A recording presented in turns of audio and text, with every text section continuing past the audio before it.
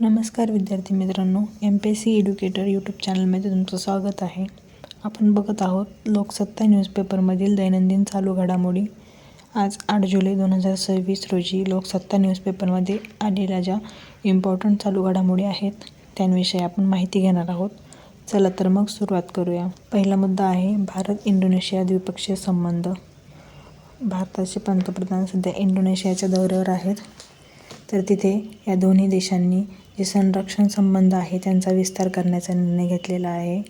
त्याचबरोबर भारताने इंडोनेशियाला 2 क्षेपणास्त्र पुरवण्याचा एक करार केला आहे. त्यामध्ये ब्राह्मोस हे क्रूझ क्षेपणास्त्र आहे आणि अस्त्र हे हवेतून हवेत मारा करणारे एक क्षेपणास्त्र इंडोनेशियाला देण्याचा करार केलेला आहे. त्याचबरोबर हे जे 2 अस्त्र आहेत त्यामध्ये त्यांनी ऑपरेशन सिंधू दरम्यान ही 2 महत्त्वाची भूमिका बजावलेली आहे.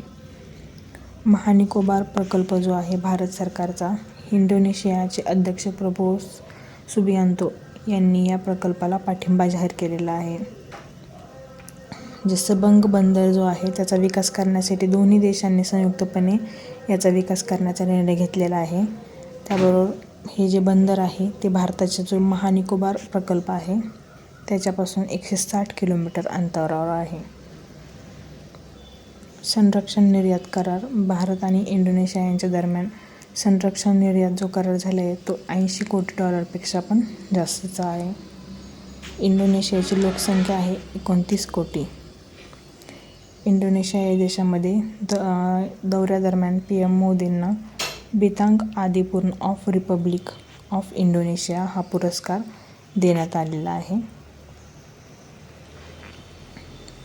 त्यानंतर निर्गुंतवणूक. कालच आपण बघितलं LICमध्ये भारत सरकार निर्गुंतवणूक करणार आहे. तर आजच्या पेपरमध्ये कोचिन शिपयार्ड जी सार्वजनिक क्षेत्रातील कंपनी आहे त्यामध्ये आपला हिस्सा 5.04% इतका हिस्सा विक्रीसाठी भारत सरकारने काढण्याचा निर्णय घेतलेला आहे. भारतीय लघु उद्योग आणि कुटीर उद्योग क्षेत्रासंबंधित आणि GST संबंधित एक लेख आलेला होता. तर त्यामध्ये जो भारतीय लघु उद्योग आहेत ते कशा प्रकारे अडचणीत येत आहेत याच्याबद्दल माहिती दिलेली होती. तर ते आपण बघूया. 27 जून हा राष्ट्रीय MSME दिन म्हणून साजरा केला जातो. तर लघु उद्योगांना भारतीय अर्थव्यवस्थेचा कणा, रोजगाराचा मुख्य आधार, निर्यातीचा महत्त्वाचा स्तंभ, नवोद्योजकतेचे प्रतीक असं मानलं जातं. म्हणजे लघु उद्योगांना आपल्या भारतीय अर्थव्यवस्थेत खूप जास्त महत्त्व दिले गेलेले आहे. त्यामुळे 1991च्या पूर्वी लघु उद्योगांना आरक्षण होतं, परंतु 1991च्या सुधारणा कर्तव्यी मोठ्या उद्योगांना प्रोत्साहन देण्यासाठी हे आरक्षण हळूहळू कमी करण्यात आलं नाही. लघु उद्योगांवरचं आरक्षण काढून टाकण्यात आलं.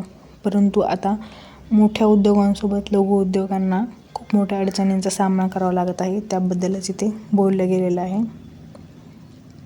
तर लघु उद्योगांसमोरील कुठली संकट आहेत तर सध्या लघु उद्योगांसमोर मोठ्या उद्योजकांकडून केल्या जाणाऱ्या खरेदीची थकबाकी आणि GSTचा भरणा ही 2 सर्वात मोठी संकटे इथे आहेत.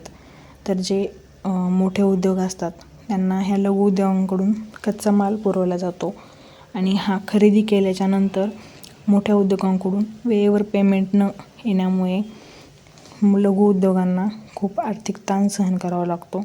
आणि त्याचबरोबर लघु उद्योगांना GSTचा पेमेंट जरी यांच्याकडून नाही आलं तरी GSTचा भरणा हा करावाच लागतो. त्यामुळे हे दुहेरी संकट सध्या लघु उद्योगांवर मोठ्या प्रमाणात होत आहे. GSTचा जाच. वस्तू विकण्यापूर्वी आधी बिल तयार केले जाते आणि त्या बिलावर सरकार GST भरावा लागतो. परंतु बिल बनवून दिल्यानंतरही अनेक मोठ्या कंपन्या लघु उद्योजकांचे पैसे देण्यास विलंब करतात. मात्र लघु उद्योजकांना GST तर भरावाच लागतो.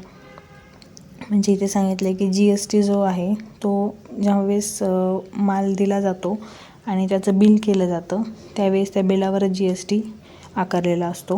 म्हणून GST तर भरावाच लागतो. पण बिल केलं म्हणजे पैसे आलेच असं नाही. बिल केल्यानंतर बरेच महिने लावतात मोठ्या कंपन्या यांना पैसे देण्यासाठी. त्यामुळे इथे लघु उद्योगांना बऱ्याचशा अडचणींचा सामना करावा लागतो. लघु उद्योगांना माल खरेदी करायचा असतो. त्याचबरोबर अनेक खर्च असतात, कामगारांचे पैसे वगैरे. त्यामुळे इथे त्यांना पैशांची भरपूर कमतरता भासते. कायदेशीर तरतूद अशी आहे की ज्या मोठ्या कंपन्या आहेत त्यांनी लघु उद्योगांचे पैसे जे आहेत ते बिल केल्यानंतर 45 दिवसात देणं बंधनकारक आहे. परंतु प्रत्यक्षात मात्र असं होत नाही. समाधान पोर्टल जे आहे ते थकबाकीविरुद्ध तक्रारी करण्यासाठी सरकारने आणलेलं आहे. परंतु इथे पण अडचण अशी आहे की जर लघु उद्योजकांनी या पोर्टलवर मोठ्या कंपन्यांविरुद्ध तक्रार केली तर त्या कंपन्या भविष्यात त्यांच्याकडून माल खरेदी करणं पूर्णपणे बंद करू शकतात. त्यामुळे यांचा उद्योग पूर्णतः ठप्प होऊ शकतो. ही सुद्धा लघु उद्योगांना भीती असते. ही जी अडचण आहे ती महाराष्ट्रामधल्या लघु उद्योगांसाठी खूप जास्त गंभीर प्रश्न बनलेला आहे. इथे काही कायद्यांचा आणि महत्त्वाच्या पॉईंटचा उल्लेख आहे. ते म्हणजे 2006 मध्ये MSME विकास कायदा केला होता. भारतात सूक्ष्म, लघु आणि मध्यम उद्योगांच्या वाढीसाठी आणि नियमनासाठी 2006 मध्ये हा MSME विकास कायदा केलेला होता. त्याचबरोबर MSME समाधान पोर्टल हे पण आणलेले जे की लघु उद्योगांच्या थकबाकी निवारणासाठी आणि मोठ्या कंपन्यांविरुद्ध विलंब केल्यामुळे पैशांच्या तक्रारीसाठी सुरू केलेलं आहे.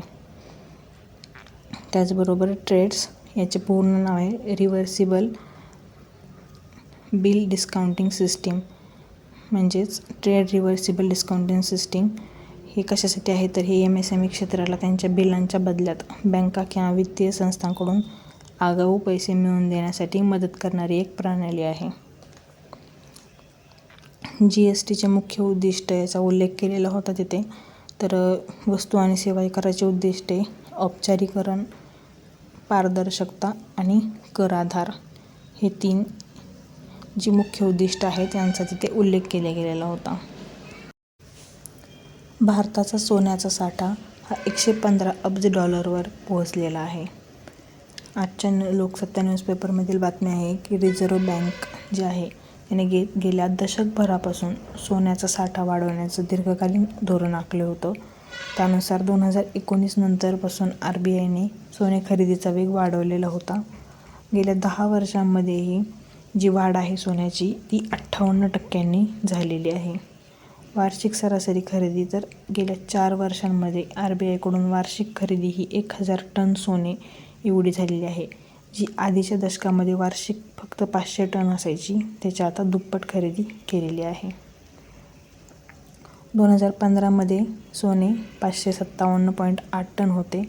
2019 मध्ये 612, 2020 मध्ये 653 आणि 2022 मध्ये 760 एवढं टन सोनं होतं. तर आता ते डायरेक्ट 2026 मध्ये 880 टन एवढं झालेलं होतं. ही पहिल्या तिमाहीमधील माहिती आहे. परकीय चलन साठ्यामधील वाटा. भारताच्या एकूण परकीय चलन साठ्यामध्ये सोन्याचा वाटा हा गेल्या 6 महिन्यांमध्ये 17% वर पोहोचलेला आहे. इथे महत्त्वाची नियुक्ती आहे दिलीप आजबे.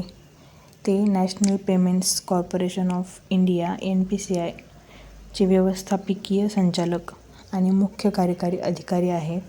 त्यांची नियुक्ती ही Society for World Wide Interbank Financial Telecommunication म्हणजे SWIFT यांच्या जागतिक पर्यवेक्षक मंडळावर त्यांची नियुक्ती करण्यात आलेली आहे. आंतरराष्ट्रीय नियुक्ती आहे त्यामुळे हा पॉईंट महत्त्वाचा आहे. त्यांचं या महत्त्व म्हणजे त्यांनी UPIच्या यशासाठी घेतलेल्या कष्टांची ही जागतिक दखल आपण मानू शकतो. तर एक निधन वार्ता आहे. पंडवानी गायिका तीजनाबाई यांचं निधन झालेलं आहे 5 जुलै 2026 रोजी. वयाच्या 17व्या वर्षी त्यांचं निधन झालेलं आहे. त्यांच्यावर एक छोटा लेख आलेला होता. त्यामध्ये जी माहिती होती ती मी इथे घेतलेली आहे. त्यांना पद्मश्री, पद्मभूषण, पद्मविभूषण हे 3ही पुरस्कार मिळालेले आहेत. त्यांची ऐतिहासिक पार्श्वभूमी तर 1985ला त्या पॅरिसला भारत उत्सव यामध्ये सहभागी झाल्या होत्या. त्याचबरोबर 1986ला भिलाई पोलाद प्रकल्प उद्योगात त्यांनी नोकरीही स्वीकारली होती. त्यांच्या संबंधित जी पंडवानी कला आहे ती कला काय आहे तर महाभारतामधील पांडवांची कथा सांगणारी ही एक पारंपरिक गायन शैली आहे. ही जी कला आहे ती मध्य भारतातील जो गोंड समाज आहे त्यांनीच प्रमुखता टिकवून ठेवलेली आहे. या कलाशैलीचे 2 प्रकार असतात. एक वेदमती किंवा वेदांती शैली, जी बैठी भजन करण्यासारखी जी शैली असते तशी खाली बसून महिलांसाठी ही असते. आणि कपालिक शैली जी असते ही उभं राहून कीर्तन केल्यासारखी असते, जी प्रामुख्याने पुरुषांसाठी असते. परंतु ह्या ज्या तीजनाबाई होत्या, त्यांनी उभं राहूनसुद्धा यामध्ये ही कला सादर केलेली आहे. त्यामुळे स्त्री आणि पुरुष यांच्यासाठीचा हा जो भेद होता तो त्यांनी मोडून काढलेला होता. इतिहासकार वि. का. राजवाडे यांचा दररोज एक लेख येत असतो. त्यामध्ये ग्रँड डफ यांच्याबद्दल काही महत्त्वाची माहिती इथे आलेली होती. तर वि. का. राजवाडे यांनी एक लेख लिहिला होता, शिवाजीची साक्षरता. हा लेख त्यांनी जे ग्रँड डफ होते त्यांच्या एका विधानाला प्रत्युत्तर म्हणून तो लिहिला होता. ग्रँड डफने विधान केले होते की शिवाजीला लिहिता वाचता येत नव्हते. त्या ग्रँड डफ जो होता त्याने 1826ला a history of the Marathas हा ग्रंथ लिहिला होता. त्यामध्ये त्याने मराठा साम्राज्याला लुटारूंचे राज्य किंवा अचानक लागलेला वणवा अशा टीका केल्या होत्या. ग्रँड डफ जो होता त्याने मराठा साम्राज्याला अचानक लागलेला वणवा जे म्हटलं होतं त्याला प्रत्युत्तर देण्यासाठी रानडे जे होते, न्यायमूर्ती रानडे, त्यांनी 1900मध्ये राईज ऑफ मराठा पॉवर हा ग्रंथ लिहिला होता. एक्झामच्या दृष्टीने हिस्ट्रीमधील हे खूप महत्त्वाचे पॉईंट्स आहेत. तर हे पेपरला आलेले असल्यामुळं ही मला इम्पॉर्टंट वाटली म्हणून ते घेऊन आलेले आहे.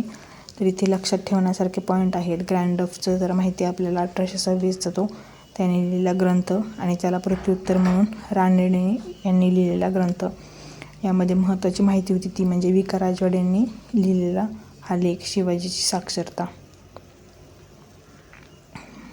त्याचबरोबर 1830मध्ये खंडो कृष्ण गर्दे यांनी सुद्धा त्या ग्रँड डफला प्रत्युत्तर देण्यासाठी मराठ्यांच्या इतिहासाची बखर ही लिहिली होती. इथे इथेनॉल मिश्रित पेट्रोलबद्दल एक लेख आलेला होता. त्यामध्ये मुख्यतः ही जी समस्या झालेली आहे वाहनांबाबतीत त्याबद्दल बोललं गेलेलं होतं. ज्यावेळी हे E20 धोरण भारत सरकारने आणलं होतं त्यावेळेस हे जे इथेनॉल आहे ते ऊसापासून बनवलं जातं. त्यामुळे याला प्रोत्साहन देण्यासाठी भारत सरकारने चांगले स्कीम वगैरे आणलं. त्यामुळं त्यावेळी बऱ्याचशा उद्योजकांनी ह्या इथेनॉल तयार करण्याचे उद्योग स्थापन केले. मग त्यामधून बरंच इथेनॉल उत्पादन झालं. परंतु तेवढ्या E20 असल्यामुळे 20%च इथेनॉल लागतं आणि 80% हे पेट्रोल असतं. तर याच्यामुळे जे एक्स्ट्राचं उत्पादन झालेलं आहे त्याची खप कशी करायची, तर ही एक मोठी समस्या आहे. आणि त्यातच भारत सरकार आता हे इथेनॉलचं प्रमाण जे E25 धोरण लागू करण्याचं बोलत आहे, तर त्याला विरोध होत आहे. कारण हे जे E20 केलेलं आहे त्यामुळेच बहुतेक जे जुने वाहनं वगैरे आहेत त्यांचे इंजिन खराब होत आहेत. त्यामुळे पहिलेच जे ग्राहक आहेत ते त्रस्त आहेत आणि त्यामुळे ह्या E25 धोरणाला बराचसा विरोध होत आहे. तर या लेखामध्ये असं बोललं गेलं होतं की हे जे एक्स्ट्राचं उत्पादन होतं आहे ते खपवण्यासाठी भारत सरकार जे आहे ते E25 धोरण लागू करण्याचा प्रयत्न करत आहे. परंतु हा जो उपाय आहे तो काही योग्य नाही आहे. E25मुळे आणखी जे ग्राहक आहेत त्यांच्या वाहनांसंबंधित समस्या वाढण्याची शक्यता जास्त होत आहे. तर ही होती आजच्या 8 जुलै 2026 रोजीच्या लोकसत्ता न्यूजपेपरमधील माहिती. तुम्हाला ही माहिती कशी वाटली ते नक्की कळवा आणि व्हिडिओ आवडला असल्यास लाईक, शेअर आणि सबस्क्राईब करायला विसरू नका. धन्यवाद.